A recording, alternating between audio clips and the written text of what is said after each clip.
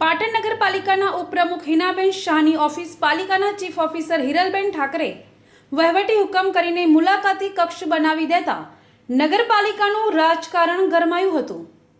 ત્યારબાદ 44 કોર્પોરેટરની એકતા અને સંપને લઈ અને પાટણના શ્રેષ્ઠ નેતૃત્વના પ્રયાસોથી આજરોજ પાલિકાના ઉપપ્રમુખ હિનાબેન શાહની ઓફિસ પરત આપવાની પાલિકા તંત્રને ફરજ પડી હતી।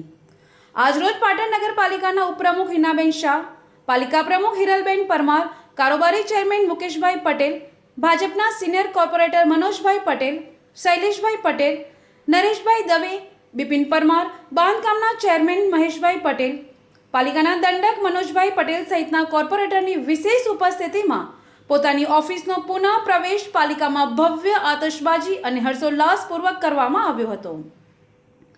તો હિનાબેન શાહે ઉપપ્રમુખની ઓફિસનો પુનઃ ચાર્જ લેતા તેઓના સાથી કોર્પોરેટરો દ્વારા તેઓની બુકે દ્વારા અભિનંદન પાઠવી એકબીજાનું મોઢું મીઠું કરાવ્યું હતું।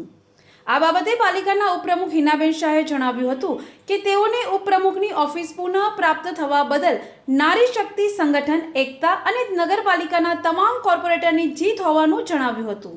નારી શક્તિની જીત છે, અમારી એકતાની જીત છે, અમારી સંગઠનની જીત છે અને અમારા નગરપાલિકાના તમામ કોર્પોરેટરની જીત છે।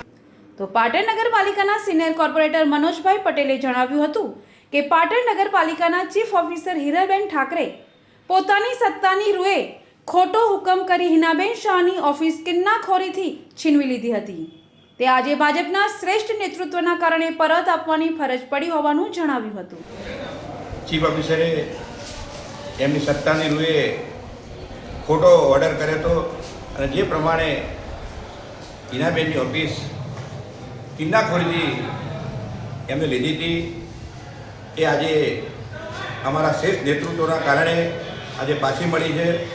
અમારા સંગઠનની જીત થઈ છે। અમારા 44 જે સુધરી સભ્યો છે હિનાબેન પ્રત્યે લાગણી હતી તો તમામ સુધરી સભ્યોની લાગણીને આજે વાચા મળી છે કરીને આગામી સમયની અંદર અમે સૌ સાથે મળીને પાટણના વિકાસમાં ખભે ખભો મિલાનું કામ કરીશું।